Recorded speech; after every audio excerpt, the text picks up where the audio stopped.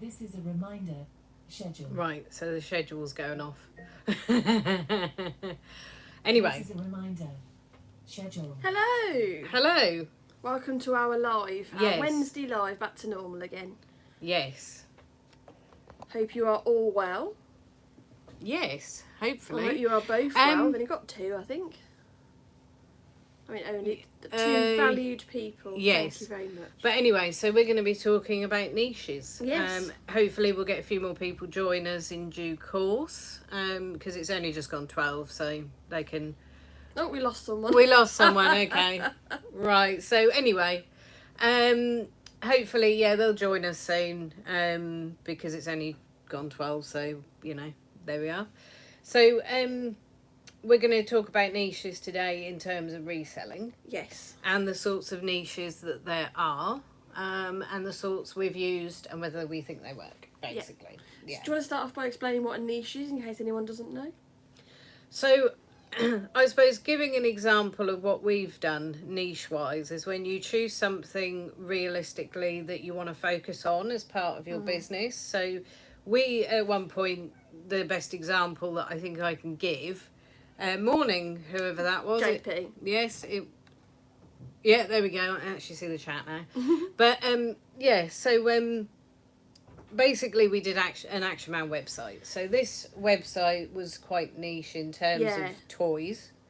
Because you can do a fairly general niche, can't you? Like yeah, we started toys. off and it was toys, wasn't it? It was like, our niche was toys. Yeah. But then we even niched even further down just to Action Man, didn't we? So it's where you kind of, you take like, because some people have an everything store, so that's, you know, I suppose some people would see that as a niche in itself, like an everything store. Yeah. Maybe, I don't know, but... Do you pronounce it niche or niche? Niche. Get your niche out. Morning, Tommy. Morning, everybody. But anyway... so the niche you could have is toys, which would be more generalised, and then you could niche down further, which would be something like, I don't know, some people do like Action Man or games consoles. Lego, you know. So or even just Lego minifigures, isn't it? It can even niche down from Lego. Yeah, so there's that focus on something specific that you want to base your store on, really. Hi, Linda. Hello, Linda. Giving us a wave, we'll wave back. There you go. Yes.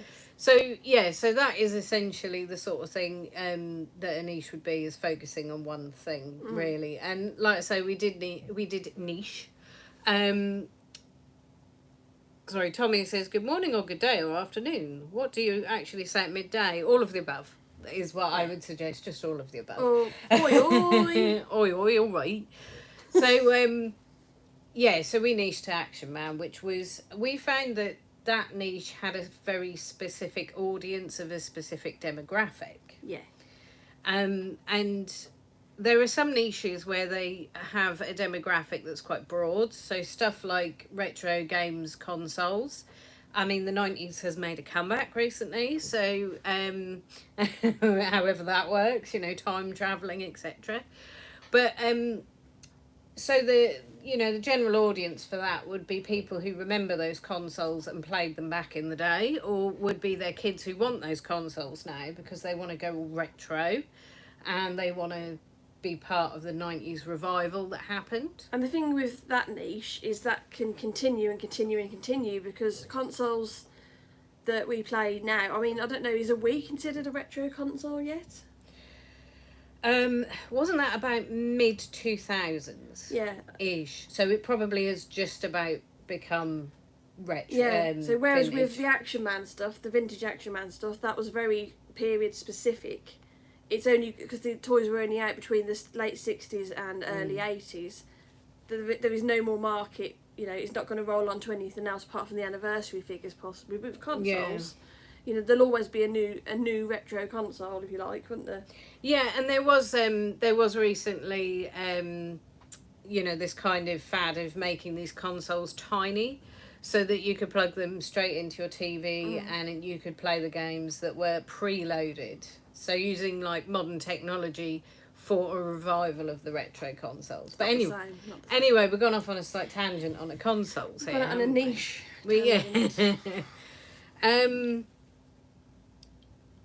Yeah, so JP has said it's a very saturated market though.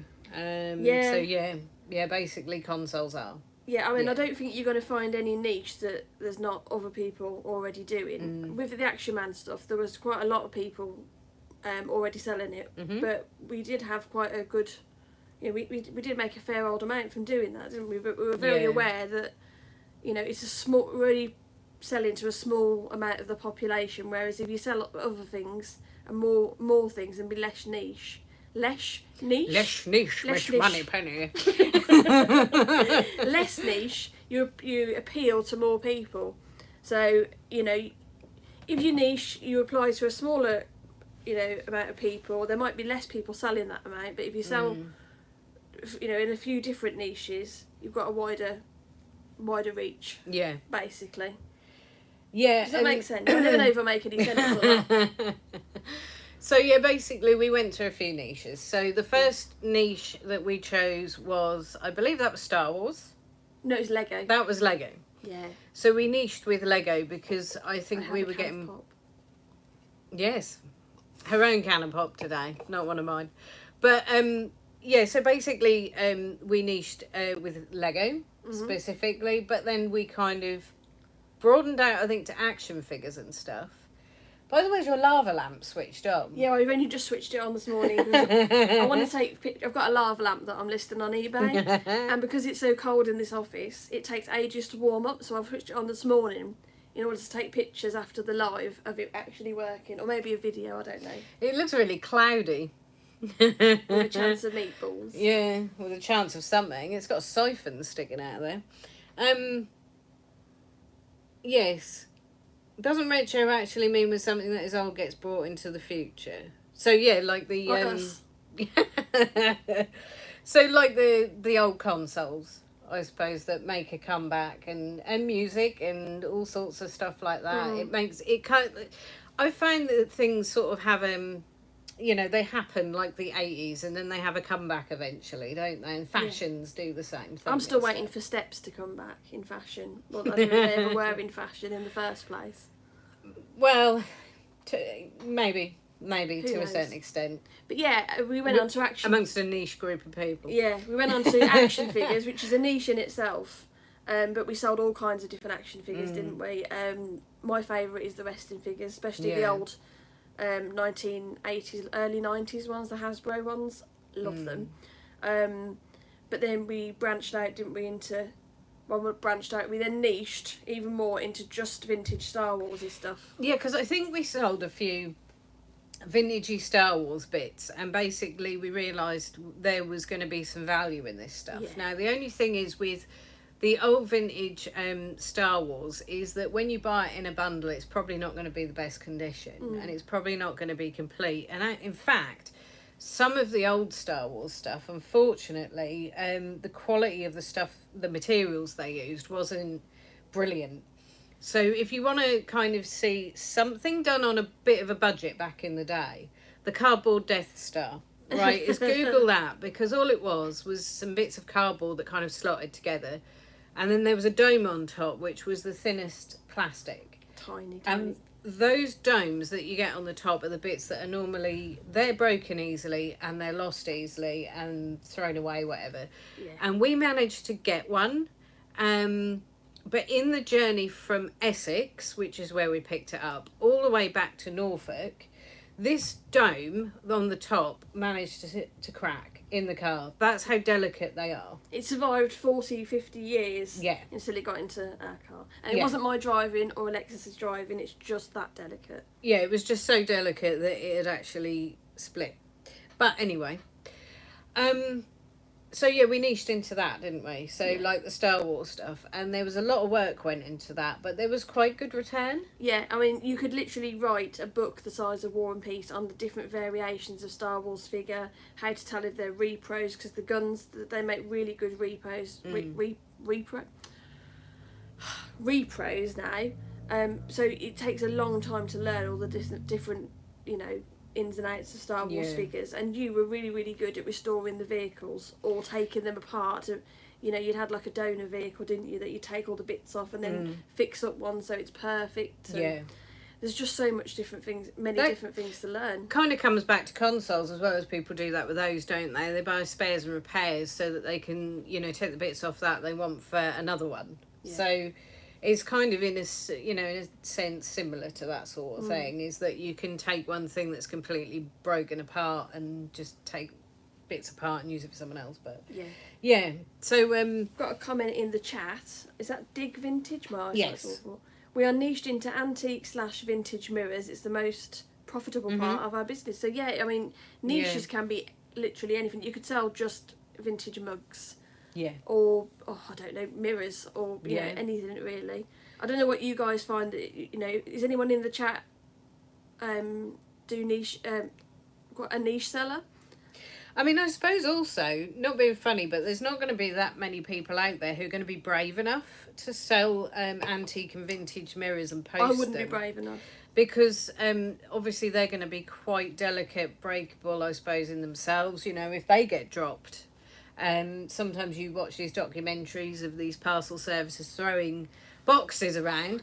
If they get thrown around, they're going to break. So I suppose if you're brave enough to niche into something like maybe glass or mirrors or something like that, that could really go in your favour. Yeah, you'd have to be pretty expert at packaging, wouldn't you? And you would. Once you know how to ship them safely, you do have a competitive advantage, Yeah. And that's the thing, isn't it? Yeah, so like in terms of niches, I suppose maybe stuff like Lego is a saturated market, to be fair in itself. Stuff even like Star Wars is. Yeah. Stuff like Action Man on eBay is, to be fair, to a certain point. To a certain point. So you do have to be quite competitive with your pricing. But sorry, I keep reading these comments and get distracted. It's ridiculous. So yeah, you have to be competitive with it. But yeah, if you're going to niche, I would say definitely do your homework first. Yeah, know the ins and outs of your product. And like, is it Dig Vintage? Like I said, know how to ship your item. Yeah, exactly. Because the last thing you want if you sell vintage mirrors is feedback saying item was broken in transit, because no one's going to buy from you. Yeah. So you need to make sure that you're as top of the game as you possibly can be. So, like with the Star Wars figures, you were really good at fixing them up and hydrogen peroxide in the stormtroopers without going into it too much. There's websites all over the place talking about the variants of the Star Wars figures and the COOs, country of origin, and it all makes a lot of difference. Yeah, I mean, one thing with a lot of these, one of the issues with a lot of these Star Wars things and action figures in general now, and probably a lot of other things as well, is with 3D printers. There is unfortunately sometimes a little bit of a surge of stuff that isn't real. So we did have once, it was an accessory for an action figure. I can't remember what the action figure was, but I think it was something Kenner, wasn't it? Yeah, but the gun that came with it was this big sort of chunky plastic gun. And we had one of these exact guns, right? So it looked like it and everything like that. And I think at the time you said to me, oh yeah, that's for this action figure. And when I researched it, the real one was actually, I think it was black or something. So the one we had was bright blue. And when you looked at it, it was definitely printed. Yeah. There was nothing about, and it was really heavy as well. So basically nothing about it was like the original. So you just have to be slightly on your toes with that kind of thing as well, I suppose. You know, if you're niching into that kind of thing. Yeah. Tommy says that his store is about 60 to 70% clothing. Oh, you're quids in with the free fees then, no fees then, aren't you? 40 to 30 everything stuff, mainly toys, board games, and some other random bits and pieces. Yeah. So yeah, I mean, I see that on eBay and a lot of reselling videos, there is quite a niche in clothes. Yeah. And again, it's something where I suppose you have to do your research as to what kinds of things are big sellers at the moment. Yeah, and know your brands. Like, is it Luxury Pickers? They pick up some absolute, things I wouldn't even look twice at because I don't know I don't know anything about fashion, obviously. But again, with that, I mean, similar to, I suppose, the fake, accessories you get for action figures, is you get fake stuff in that as well. Yeah. And if you're not 100% sure what you're looking for, I suppose you could trip yourself up with that kind of thing. So if you're going to niche into clothes, you certainly would need to, I suppose, sit down and work out what are good sellers at the moment, what go for good prices, what to look out for, whether they're fake, how to spot the fake stuff. We did have a Louis Vuitton bag. Yeah. We researched the hell out of that, and it turned out that the original Louis Vuitton, they, how do I put this? They waste material so it can be symmetrical, the pattern, whereas the cheap knockoff that we ended up having was not symmetrical in any way, because they had used the entirety of the fabric that they had to save on the outlay on the material. So yeah, there's stuff like that as well, isn't there? So within a niche, I would say if you're going to niche, you know, have a very kind of, you know, narrow niche of stuff, is just make sure you know as much as possible about that niche before you do it. Yeah, the value of niching is in becoming an expert. Well said. Yeah, it is. Because there's going to be other people out there, but if you know more than they do, or as much as they do in some circumstances, then you're going to be successful at it, aren't you?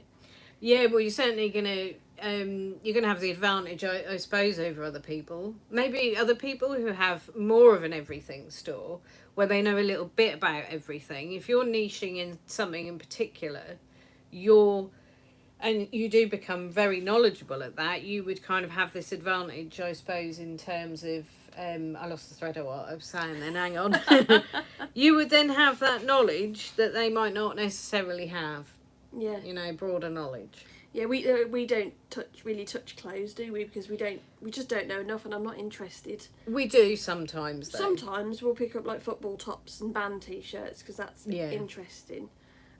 But yeah, I mean, I wish that I was interested, because there's a lot of money in it, and there's no fees until December. So I personally found out how much money there was in t-shirts when talking about a niche. Okay, band t-shirts. So as in bands, not that they're not allowed anymore. But basically, I had a collection of t-shirts that I bought over the years, and some of them were, shall we say, a disgraced shock rocker. But basically, I had, when I bought them when I was a teenager, I used to wear them. So basically, I had some that were completely worn out. You know, they were charcoal grey. They used to be black. The print was completely knackered and stuff like that. And when I looked it up, I had one particular one, and I looked it up, and it was worth a couple of £100. So when, when you've had this t-shirt for God knows how many decades at that point, and you have worn the hell out of it, and you look it up and your heart sinks, because it's like, if I hadn't worn that, I would have had £200 in my pocket. Well, who cares? I got the enjoyment out of it. Didn't you have an original Nirvana bleach t-shirt? No, not an original. That you got bleach. Ah, okay. So you got bleach on it, didn't you? Oh no, that's I had an all over Kurt Cobain memorial shirt, which was from the 90s, and basically it was his face on the front and back, like this huge face, and I've still got it actually, but it had bleach underneath the armpit. Now basically, if you know anything about Nirvana, that would be ironic. I even put that in the description, being like, it has bleach under the armpit, which is ironic. But anyway, niches. Yeah, Tommy says it's not just the brand, but the style and the size of the material, the time of the year, and the right washing powder used to clean it to avoid complaints, and on and on and on. Oh, Tommy, honestly, if you want customers who complain, try selling Star Wars figures, because if you have to explain, our descriptions are really transparent anyway, aren't they? But the slightest, tiniest, minutest imperfection, and you will get a return and a complaint and a bad feedback.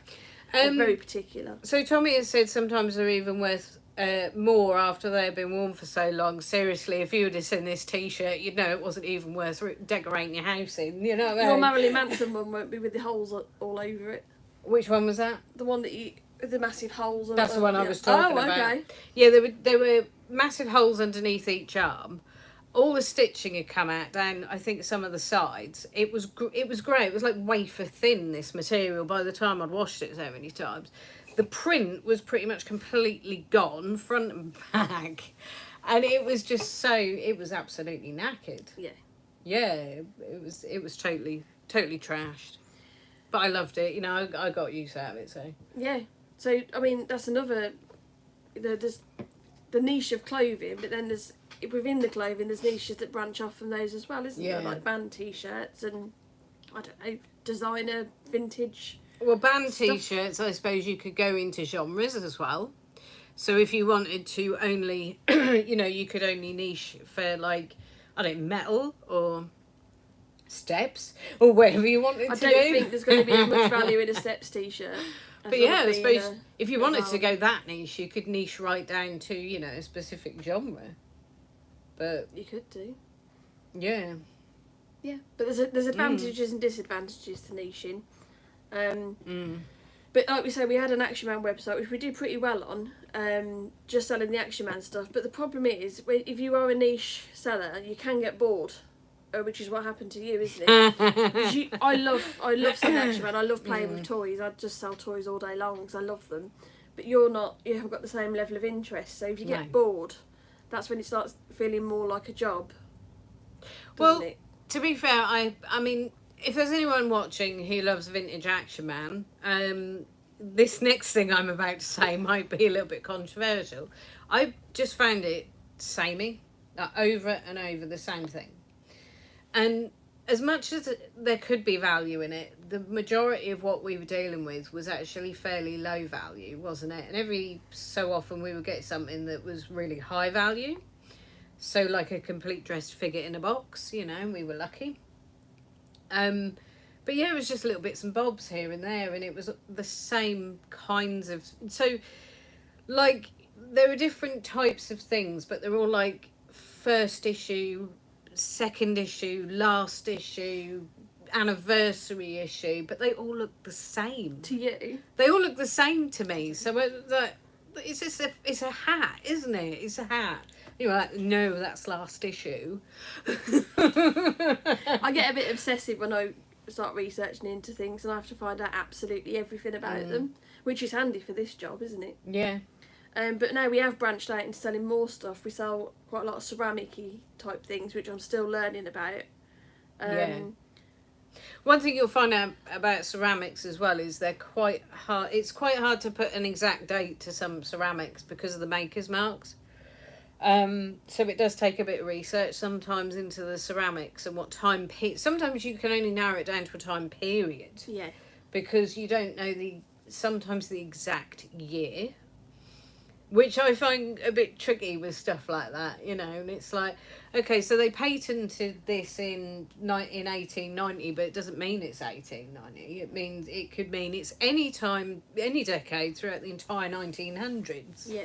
You know, and if there's the tiniest little chip, then people aren't going to want it. Whereas with a figure, they can be repaired. You can't I don't think you can repair these things, these ceramics. I'm not sure. Well, I mean, even you know, with action figures, there's a certain amount of damage they can't have.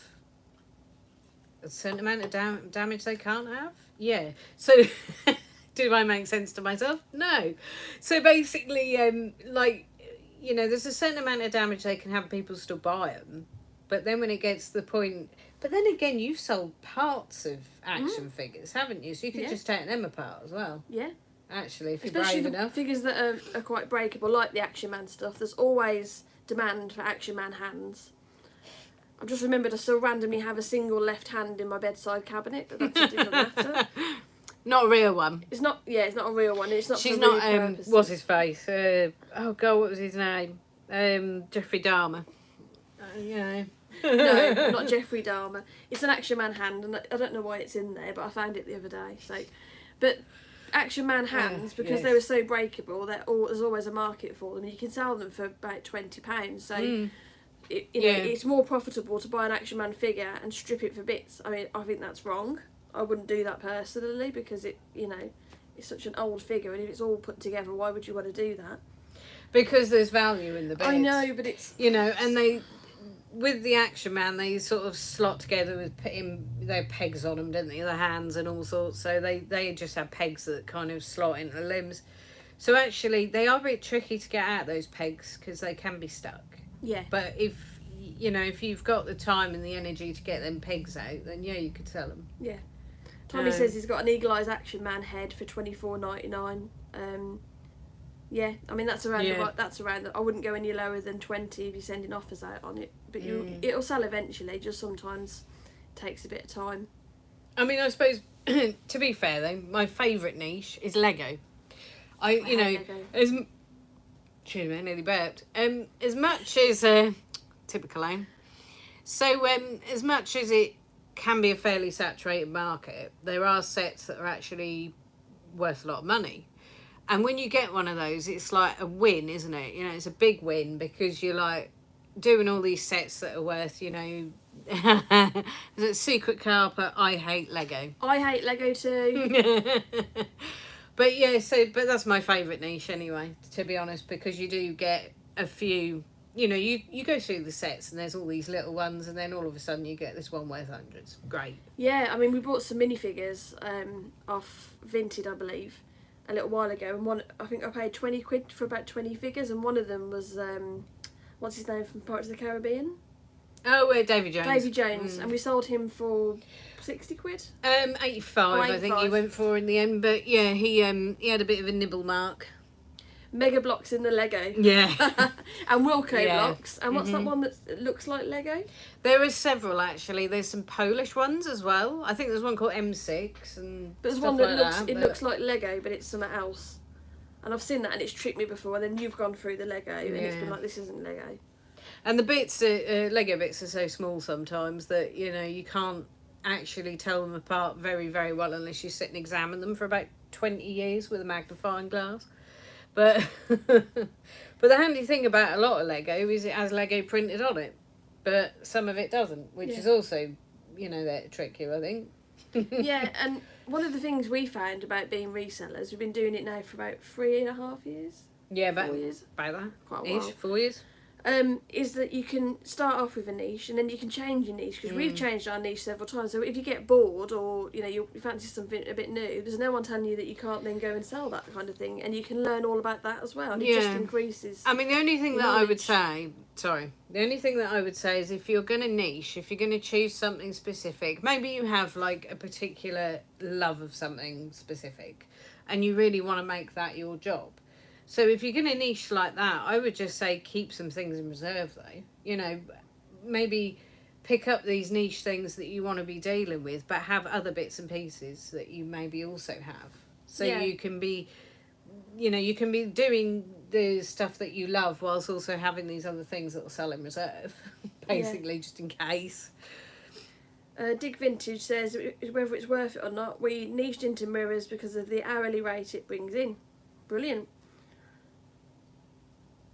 Sent you okay. Chat amongst yourselves. Yeah. It's fine. Oh. Okay. That's fair enough. I mean, we are here to make money at the end of the day, but I mean, when we were selling toys and figures, I had to make sure they were immaculate, didn't we? You know, we probably looked after them and stored them because we really cared about them, especially the Action Man stuff, because I was a bit obsessed. Yeah. Yeah, Lego's a pain, but profitable. I like the minifigures. I like Lego minifigures. It can be a bit of a pain in the bum, I mean, admittedly, you know, and especially if, like me, you get clumsy every 5 minutes dropping bits on the floor, and then say you drop a dark grey piece on a dark grey carpet, and it takes you, you know, most of sort of half an hour to, you know, kind of try and find the bloody thing again. It's a bit difficult, but yeah, I mean, I actually like it, to be fair. And you've got to go with your strengths as well, because I have problems with coordination and things. So I can't put together the Lego, can I, very well? No, I'm all fingers and thumbs, so I can't really do that as well as you can. So I leave the Lego up to you, and I do other things. Like I mean, it's a fiddly. I suppose that is also a good point in terms of niches, is choosing something that you know you can definitely do as well, that you are able to do, because there's some people who might niche into something where they have to do a lot of heavy lifting and then they realise they can't do it. Or they you know, they might niche into something where, like you say, they need a lot of focus, attention to detail, they need dexterity, And if you don't have that, then perhaps you It's know not want for to you. try something else, you know, where you can do it. You know, you're interested, but you can do it really easily as well. Yeah. So, yeah. And I suppose with what Dig Vintage is saying, that they sell them but they don't collect them or anything, that's a good thing, because the problem is if you like what you're selling, you're tempted to keep it. And I'm sure Yeah. a lot of resellers have piles of things that they've kept to one side for themselves. I know we have. Well, I do, when I go through stuff, I do have to bear in mind this isn't mine. I haven't bought this because I want to collect it, you know. I've bought this because basically this is for me to, you know, well, we'll go back to Lego. It's for me to sort, it's for me to put together and sell, and that's all I'm doing. Yeah. Even if I like the Lego set.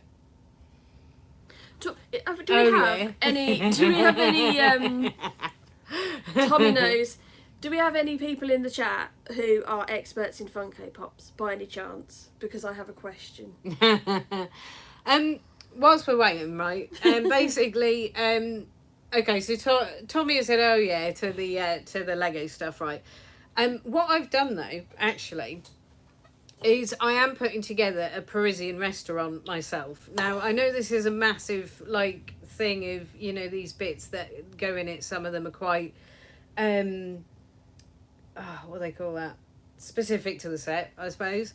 So I am trying my best to get as much of it together as is possible. And it, God, I'm about 3/4 of the way through, I think, at the moment. So that's what I get out of this, I suppose, is that every now and again I'll just add to my Parisian restaurant. Yeah. Yeah. You don't ask for much in life. No, do not you? particularly. So I don't. Right, hold on. I don't keep a lot of. I don't keep a lot of the sets for myself, but I'm certainly building my own set. You know. Now, I brought. Who's that now? Tommy. Oops, sorry, I just keep nudging the camera. I've gotten much better with that over time. When you're cash flow rich, it's easy to say, I'll keep that. Yeah. But if you're strict to budgets, yeah. I mean, I had an Yeah. action man at one point. He was fully dressed in a British infantry uniform, but that ended up being sold. Yeah, and that's the same with a lot of stuff that I have. Is like one minute I'm like, yeah, I'll keep this because it looks cute or cool. To be fair, a lot of the stuff that I've kept is lower value anyway. Yeah. We're talking like literally, you know, 50p or something. But Anyway, I got this from Vinted, and it's obviously Ghostface from Scream. And I'm not sure, because this is a really valuable Funko. hang on. So go on. I'm not sure if it's real or not. Hello, Cindy. Where are you? I'm in the house. You're behind the sofa. I can see your feet.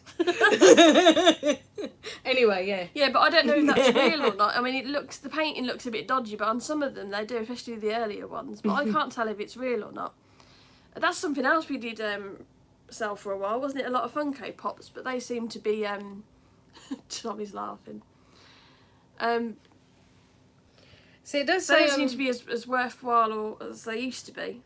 well, there's a lot of reissues of Funkos as well, aren't there? That's not the reissued one because his arm's different. It says Funko LLC. Cindy. Cindy, the TV's leaking. Oh god. I love Scary Movie. Funko LLC 2000. Does that say 14? I don't know. I haven't got my specs on. www.funko.com. Made in China. But they are. They're made in China. Hi, So- Gary. They're made in China and they're made in Vietnam, aren't they? A lot of them. 2013. Miramar LLC. And then it has a code. Ready? Get ready. But if anybody knows where I can find out Let if me this read is the real code. or not, let me Read the let code. us read the code. FM1. Oh God, I can't see it. 170515. So that's the code. But if anyone Is he knows where I real? can find out if he's real or not, because I've tried looking on eBay and it's, you know, I'd be different than the other sellers who sell the pop. Grab a Scary Movie DVD for 10p and bundle of it to make a unit. Ah, that's a good idea. Yeah. Yeah. So anyway, back to niches. Back to well, Funko Pops is a niche, and the like I was saying with Funko Pops, we used to sell them quite like loads of them, Yeah. and they were really really profitable. But it seems the value of Funko Pops has come down now. Yeah, I was horrified with some of mine because I collected them for a while. And I mean, some of them, if you buy them direct from, you know, not manufacturer, the Funko Europe. So basically, if you buy them direct from Funko Europe, Funko mobile app, you have that, don't you? Yeah. Mm. And there's another one that I've got on the Android computer thing. Yeah. But yeah, so if you buy them direct from Funko Europe, they're about sort of 10-15 quid, some of them. And I was looking, and some of them were sort of down to about 5-6 quid. Some even less than that. Yeah. And it was just like, oh, great, I'm glad I bought them now. So be aware that if you are niching, you know, the bottom can drop out of the market. Yeah. I mean, I doubt that's ever going to happen with Lego, but you Back never to know. Lego, yeah, the value of Lego is pretty good. Yeah, and don't they say it's more holds its value More better valuable. than gold? Yeah, sometimes it can, can't it? You know. Afternoon, I can't say that name. Can you say it? Fuzz Park. Yeah. And Gary says he does okay with mixed job lots of Lego. Yeah. Yeah. Yeah, and I mean, I like picking apart a job lot of Lego and finding out all the sets and stuff. Yeah. Basically, it's quite it keep me out of trouble, you know. Why not? Yeah. So what other niches have we tried? We've done Funko Pops, we've done Lego, we've done action figures, we've done Action Man. Well, when we got into doing ceramics, I think it wasn't really a niche in ceramics, but we fixated on ceramics for a few weeks. And then we filled up some drawers in here with ceramics, and then we realised we didn't have any more room, really, for tons of ceramics. So we kind of... But like you've said, you know, with niches, you can niche on one thing for a while and then kind of move to something else. Yeah. Really? But And it's handy because you learn everything you can about that area while you're niching in it. I mean, some of the things that sell on eBay are insane, like old crisp packets from the 80s and 90s. And that's very niche, isn't it? Do you know, recently I was looking on eBay, right, and there was somebody who put perfectly triangular was it Walker's Crisp, I think it was, or a McCoy's or something. wasn't it? Yeah, but then they're triangles anyway. Yeah. I think it was a McCoy's, right? So it was perfectly triangular McCoy's, but they were trying to sell for £1 million. Now that is a niche. That's a chance. That is a big really? niche, isn't it? You know, I only collect triangular crisps. Oh, this one's £1 million. I'll have that. Yeah. Yeah. But there's, you know, you can literally sell anything legal on eBay, can't you? Old cans of pop, crisp packets. Okay, is it just me, right? Or was eBay much more exciting back in the day? Oh yeah. When you could get anything. You could sell your smelly old socks on there and stuff. Smelly socks, farts in a jar, human teeth. It was the works, wasn't it? In fact, I've been thinking about doing a video on the weird and wonderful stuff that you can find on That'd be eBay. a really good idea. Yeah. The weird and wonderful side of eBay. Because there's all sorts of... There's still stuff there. You've just got to kind of look for it. JP, that is so cringy. My niche is profit. I'm not allowed to swear, but, you know, it rhymes with tanker. Ooh. You can't go around calling our viewers tankers. Oh, it's now. only JP. He knows. He Only knows I'm JP. joking. God. Oh, honestly. He knows I'm joking. Didn't it? Yeah, I remember that. She did. Mm. No returns. Well, yeah, impossible. There was a bloke who was selling his Ferrari on eBay, and he'd put a picture on there, and there was like this. I think she might have been like, I don't know, Japanese or Korean or something. This woman stood next to the car, and he had put in the description, "I'm selling my Ferrari, wife included." Do you remember when them little loom band things were all the rage? I don't know if it was about 10 years ago or something. And some woman made a dress out of it and it went for like 20 grand or something on eBay. Do you remember that? Sorry, I missed half of what you were saying. Go second. Second. Second. You can't quote Little Britain.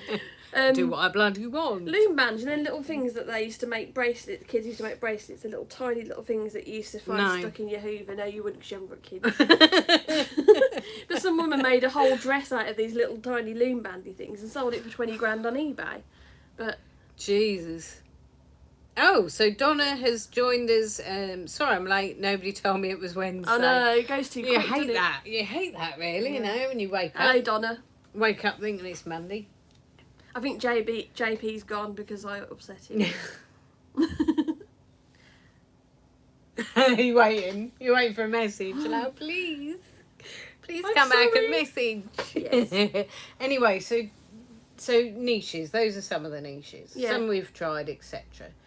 So yeah, because there's all kinds of niches, but I would suggest is kind of have more of a generalised niche maybe. So don't niche too much. Yeah, make sure going you've got too plenty of the far. bread and butter items in that Yeah. can sustain the store. Sustain Yeah, the store. or maybe have a few things at the same time. Like I said, you could niche in one thing, and that could be your main thing, but you could have other little things as sort of aside Yeah. from that, just so that you've got other stuff selling as well. Yeah, because it's always Yeah. good to be learning about stuff, isn't it? So what was the title of our video again? So what kinds are there? Well, we've jabbered about them, haven't we? Are they worth it though? Is it worth niching? I think it can be worth niching, but you've got like what's his name? Dig Vintage said. You've got to know your stuff. Yeah. Because if you don't, anyone can go on there and sell clothes, but they don't necessarily know what they're talking about. Because I wouldn't. If I was selling clothes on eBay, I wouldn't really know, what labels to look out for and all that kind of thing. Yeah. I got a cough. So Sorry. I'm a lady. Sorry, Dig Vintage. I don't know why I assumed that you were a man. That's awful. I am isn't a it? lady. You haven't even given off any man vibes. Maybe it's my own sexism. I don't know.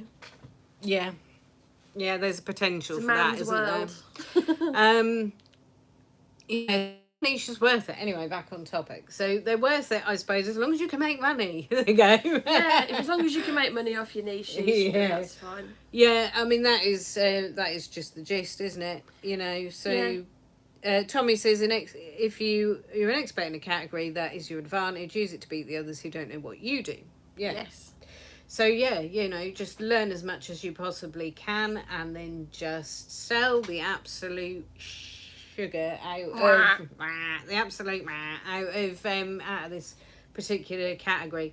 But I would say be adaptable as well, because that niche might work for a while, but then that becomes saturated. So just sort of realise, I suppose, that you can somewhat niche, but eventually you might have to adapt. Yeah, and change a bit. And trends change as well, don't they? Like at the moment, there's a 90s revival, so everyone wants all the 90s stuff, but that's not going to be forever. No. So who knows what it's going to be in the future? But just be ready to change it up a little bit.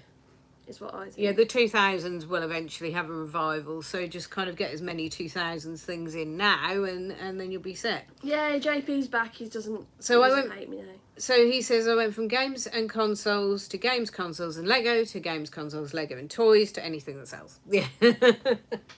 Yeah, so niches, I would say, are worth it as long as you are fairly knowledgeable, as long as you become an expert, I suppose, in some of the stuff that you want to sell, as long as you know what to look out for, as long as you know where to find the stuff as well, where to go to buy it, and because you might go to a jumble sale, you're not necessarily going to find sort of the higher tier kind of brands of clothing at a jumble sale. No, well, not always. Sometimes possibly, and you're not going to get vintage Action Man at a charity shop very often. I don't think I ever got any vintage Action Man from the charity I don't shops. think so. So yeah, you do. I suppose you would have to know where to look for these things as well. If you were going to niche, then I mean, the good thing about some of the stuff that we have, where we have niched over the years, is there are specific places that we go to buy the stuff. So, with the Action Man, it was auctions, which was always good because there was this particular auction house we used. There was always Action Man auctions. It was always there. Yeah. It was a ready supply of Action Man continuously. So that was good for us. Really, that was good for us. But with something like Lego, people are always getting rid of Lego. Yeah. Their kids get bored of it. They want to get rid of it. And not everyone's got the patience like you have to sit and go through and sort the sets out. So you will get massive bundles of Lego. Yeah. And I know, like, there was a bundle we got, I think it was at the start of this year, there was a big bundle of Lego, and the woman had said, don't worry, I've started sorting it out. And when I got it, she had, to an extent. I mean, this shows, I suppose, maybe the lack of knowledge of, maybe a lot of people as to what is real and what isn't real Lego. They just see these construction blocks and they think it's all Lego. But, so she had sorted it out by colour, but a lot of it wasn't real Lego. you know, that she'd sorted out. I say a lot. There were bits of it in there that wasn't real, but she just had assumed they were.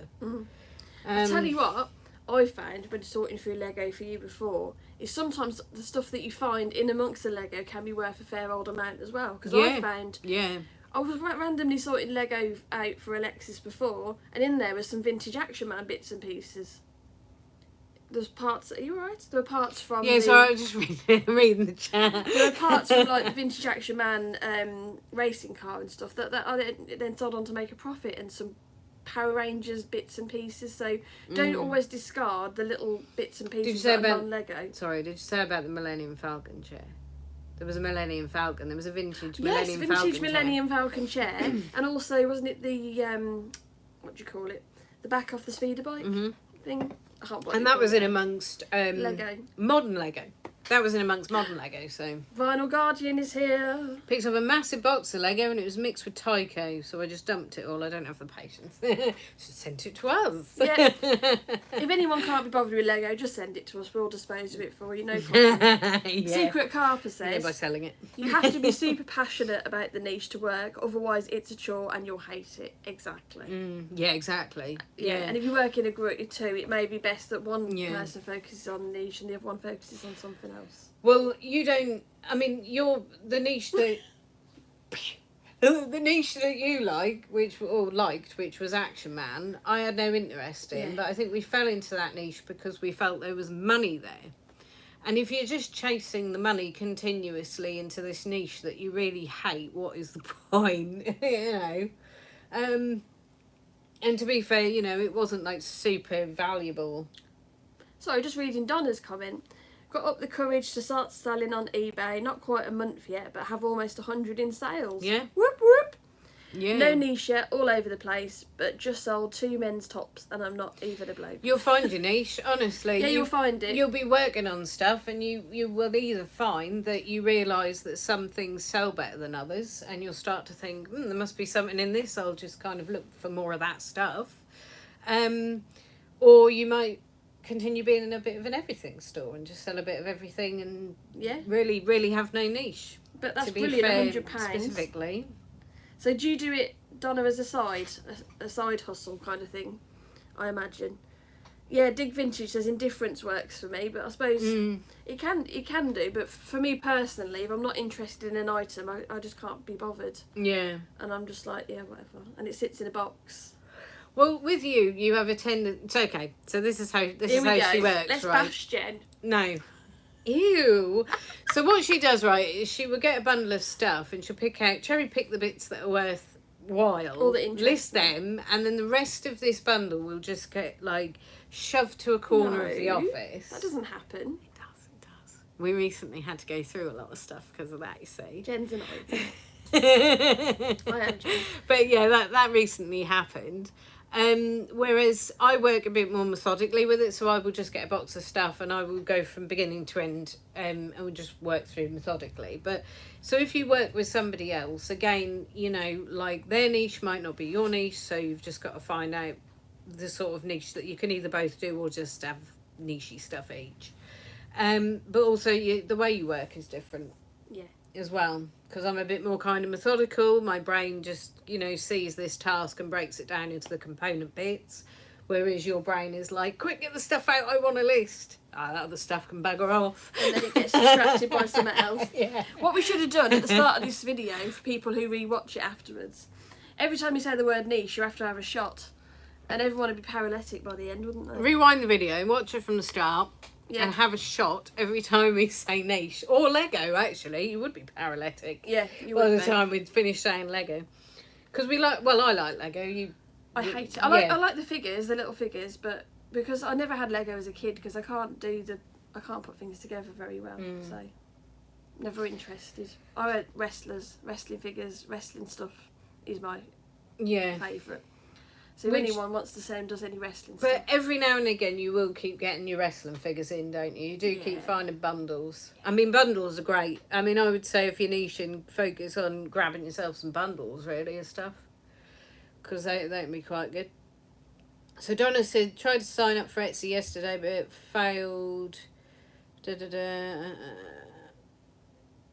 Yeah, Etsy are quite difficult. Yeah, to quite be fair. particular. And you get a lot of Yeah. scammers on Etsy, so you've got to be really, really careful, because you get email. Every time you list something new, I find, you get an email with someone trying to get you to click a link or whatever, so I just send straight to spam now. I just completely ignore it. And was it when we set up Etsy before? So we set up Etsy, and then there was emails came flooding in. You need to send us your card details. You need to put in your exact bank balance. And it was like, here we go. So apparently, okay, little tip with Etsy. I don't know whether everybody knows this, because I found this out from Reddit, which obviously means it's true. But I found this out, okay, but with Etsy, the system that they use on there is a lot of scam emails go into the main inbox. Etsy now have an inbox in your messaging folder thingy, which basically says messages directly from Etsy. Yeah. So they will send them to an official folder, and that is a better way of telling what's the real thing from what is this absolute load of crap where they just want your card details. Yeah. Dig Vintage says Etsy's our main platform. We don't have any problems. We have, other than the messages that we get every now and then, we haven't had any other problems with Etsy, touchwood. And I find that things are slow to sell on Etsy, but they sell for more than they would on eBay. So I do like Etsy. I mean, to be fair. I suppose it's a bit more for people looking for quality as well. Whereas on eBay, I suppose you can sell stuff that might be a bit. Well, I said bad. I don't imagine you can buy crisp packets on Etsy. I don't know. You might be able. But to. I think with Etsy, it's for the stuff that is pretty good, I suppose, as well. Yeah, because when we recently went through our stock, we did pick some good bits out that were on eBay that weren't selling, and they hadn't sold for a long time. Yeah. So basically, we chucked them on Etsy, and we've been selling them. Yeah. So you could also try Vinteria, Donna. We haven't had any luck personally, but we didn't have many things listed on there, did we?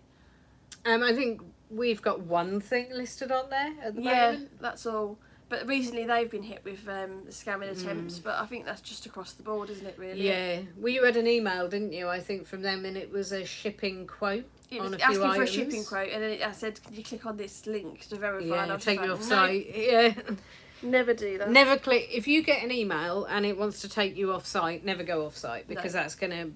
Well, I mean, I would say 9.5 times out of 10 that's going to be a bloody scam, isn't it? Yeah. And the same with Vinted. They trouble is a lot of these scams so it's just gone from niches to scams now, right? That's another video, another time. Yeah, scamming is niche in itself, actually. But what was I saying? Hang on. So yeah, they're getting a bit more sophisticated, aren't they? They are, because they actually look like something that is more official when they're really not. Yeah, but I don't trust anything at all. You don't trust anything ever, I don't trust anything or anyone. She doesn't trust anyone. She doesn't trust anything. She goes through life really sceptical about everything. It's way of being, What are those jumpers called that look like Christmas jumpers, but they're not Christmas jumpers? Is this a joke or in between the Christmas jumper? I don't know. What the you keyword mean. has eluded me. They look like Christmas jumpers. Vintagey. What? I'm confused. Hello, Cindy. What's that one? What are you waiting for? What are you waiting for? What am I waiting for? What are you, little? This is descended now into scary movie crates. Yes. Has anyone...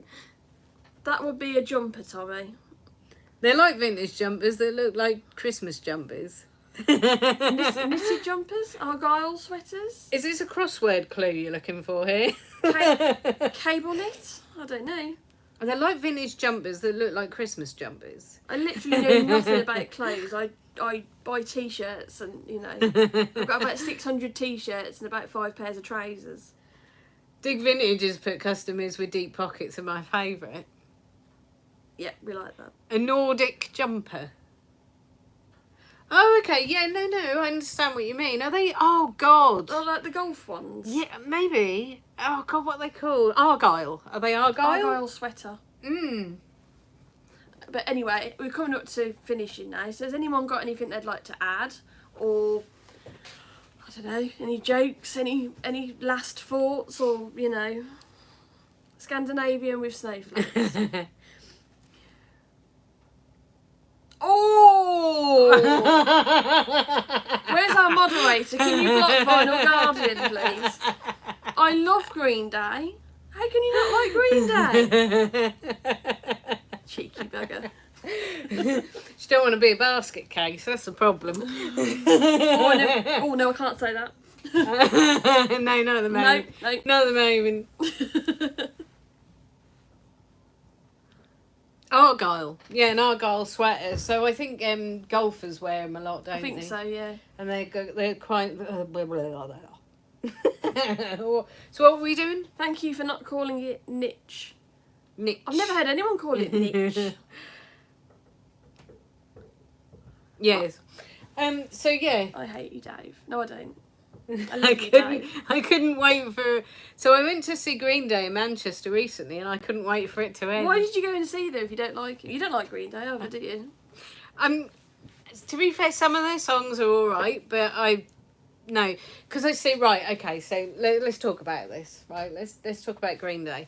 So realistically, okay, Nirvana. Back in the early 90s, they were kind of like the, top of their game. Green Day came along and knocked them off their perch.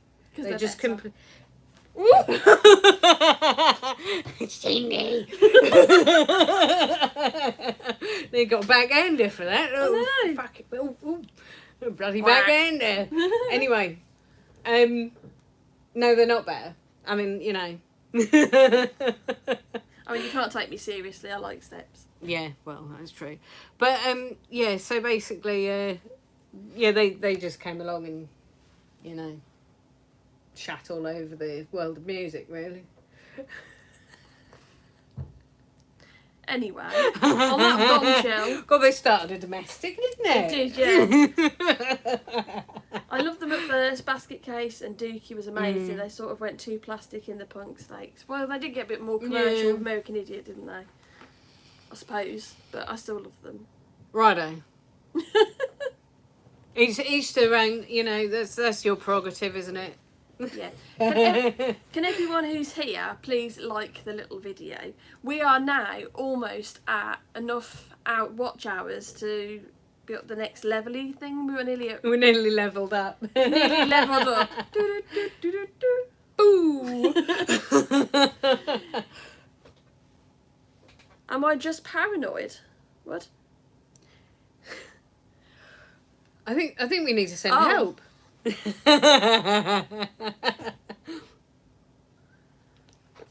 Or are you in fact stoned, Tommy? But yeah, so does anyone have any final thoughts? So let's do a Jerry Springer final thought. Shall I?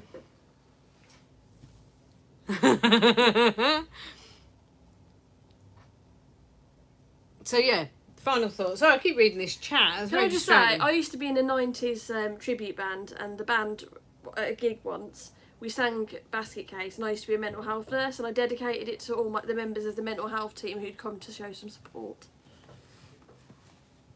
Yes. Yes. Anyway, final thoughts. Niches, are they worth it? Yes. Okay, so niches are worth it, I suppose, as long as you don't go too niche, as long as you know what you're talking about in your niche and you learn and you adapt and you basically just put the work into your niche. As long as you don't rely too heavily on one niche, I suppose, at any one time either, and maybe you niche in something but have little things on the side that you also do.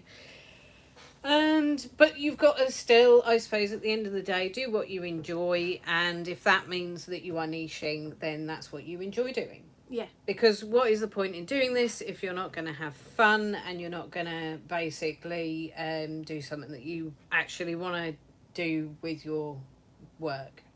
Yeah. You might as well just go back to your previous job, mightn't you, really? Yeah.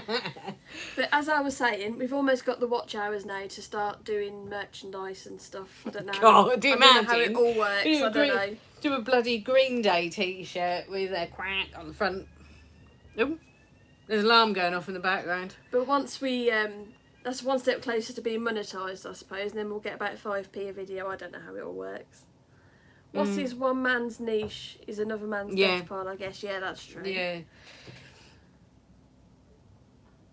Yep, Tommy, you are speaking words of wisdom. We'll have to get some of you guys on our chat to interview you live or something at some point. Yeah, we were kind of thinking about branching out, you know, maybe we're Have you been doing shots? Oh, God. What haven't I done? To be fair, what haven't I, you know? Oh, there goes bloody Alexa. This is a reminder. Okay. Schedule. Gosh, She's a nag. she's horrible, isn't she? This is a And reminder. then we all sack her. Schedule. Oi! Echo, you're sacked. If you'd like to tell me how I can improve. try If saying you'd like to tell me how I can. Yeah. What I'm going to do is pick Echo up, go to the nearest window, and I'm going to drop kick her out the bloody thing. Yeah. That's what I'm going to do. So what were we saying? Oh, yeah. We're saying that we might start interviewing people or having people on our lives. Yeah, what we were thinking is we're niching a bit in these lives and just narrowing to our, just whittering, really. Yeah. So we were thinking about maybe, you know, at some point in the future is kind of having subjects we want to talk about and invite other people to talk with us, I suppose. Yeah, a bit like Nick and Andrea wouldn't do, but Yeah. much less professional. it? Yeah, Probably much less viewers. much but that's more of a fine. mess about. Yeah. Yeah. Anyway. Yes. Well, I suppose we'll leave it there then. Anyway, Cindy. Should we let him do the outro? Yeah, go on, Go on. that's absolutely Okay. fine. You- Oh, I go in. Yeah, you go Oh, get that hold way. on, let me just wheel myself in.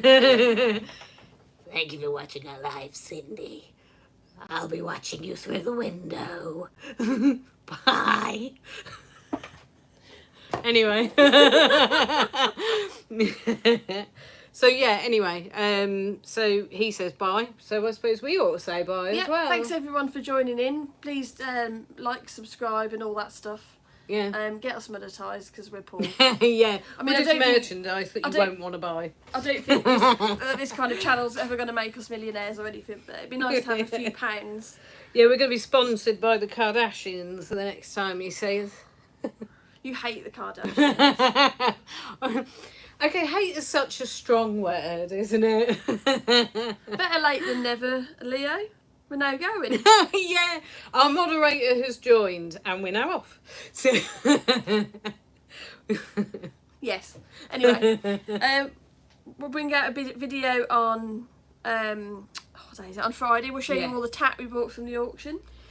yeah, we're going to do that this afternoon. So basically, I think we witted last time about a surprise little box of stuff. So we'll just have a look at that really and the other bits and pieces. Yeah. Yeah. But yeah, see you in the next one. Yes. Bye. Bye. My giant hand.